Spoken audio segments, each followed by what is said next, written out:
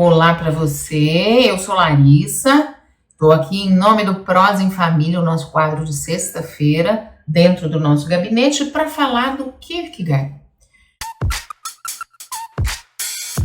E como a gente anda gostando dos polêmicos e controversos, né? Falamos do Nietzsche no mês passado, esse mês é uma série sobre o Kierkegaard, no livro Viver Apaixonadamente com Kierkegaard. E tem muitas outras coisas para dizer desse filósofo que talvez tenha sido a grande inspiração para a maioria dos existencialistas. Eu acho que todos os existencialistas obrigatoriamente leram e ainda leem o Kierkegaard, porque de fato o que ele produz, né, na metade do século XIX é bastante consistente, embora a gente ainda não tivesse o chamado movimento existencialista assim reconhecido, assim denominado, né, como a Gabi já falou com vocês, o que o Kierkegaard está escrevendo e o modo como ele está pensando já é existencialista.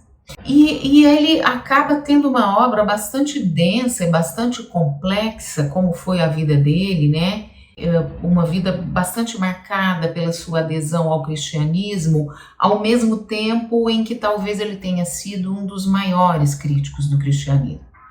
Então ele vai falar sobre o que é a cristandade e vai dizer de como as igrejas, né? E aí ele está falando especificamente sobre o que a reforma luterana foi deixando passar, e também vai falando sobre a interpretação literal, a escola literalista do cristianismo e como isso transformou o cristianismo numa verdade estática, ou seja, tudo aquilo em que ele não acreditava, né? Ele está falando de um homem que faz-se a si mesmo na singularidade. E aí, é claro, ele vai entender que o caminho cristão e a mensagem cristã são possibilidades de encontro do homem consigo, né? Se a coisa for considerada a partir apenas da mensagem cristã e não da interpretação religiosa, doutrinária e biblicista do cristianismo. Então ele está falando, em última instância, da própria mensagem de Cristo.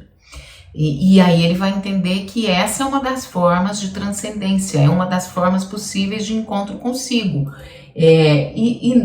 Nas críticas que ele faz, né, ele vai dizer que este cristianismo biblicista, ele coloca um afastamento do sujeito de si mesmo, porque ele necessariamente impõe uma verdade bíblica, uma verdade interpretada por uma igreja para o sujeito. Então, ele é um cristão ligado à mensagem do cristianismo e não à religião. Tanto que no enterro do Kierkegaard, primeiro que ele se recusa, né? Ele está no leito de morte, ele tem uma briga ali com o irmão, e o irmão é alguma coisa como se fosse um diácono, né? O nome é Deão.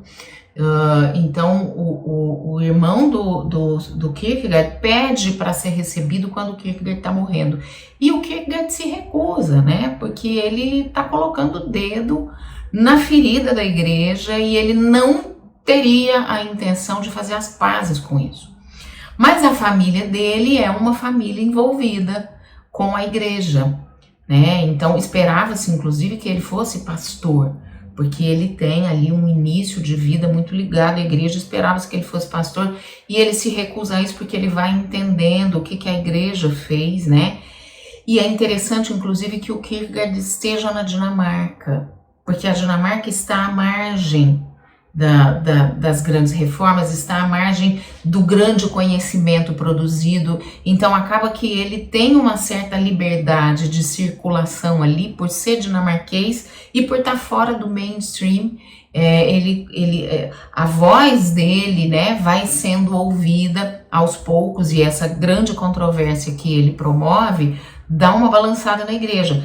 Então há um momento ali na morte dele em que se discute se ele seria enterrado ou não, se ele seria enterrado com uma cerimônia da igreja ou não, por conta de tudo que ele, todas as críticas que ele promoveu.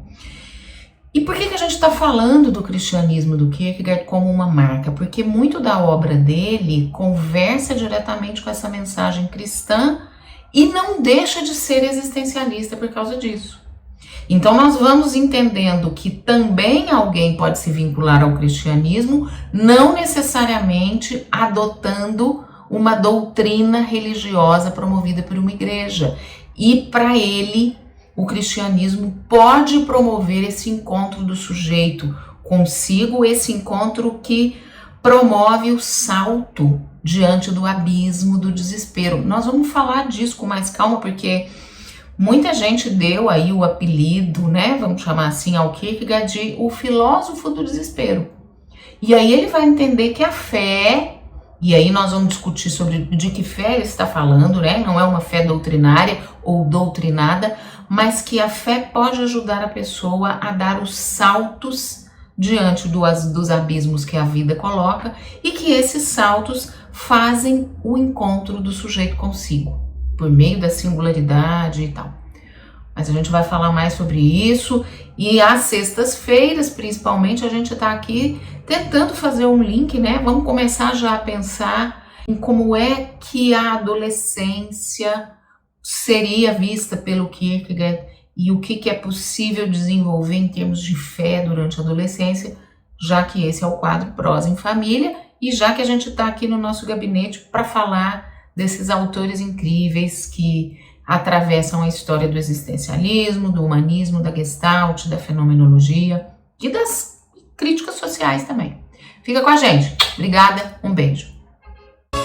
Satisfação pelo clique, fake, a vontade, critique. Não é tão só com repeat.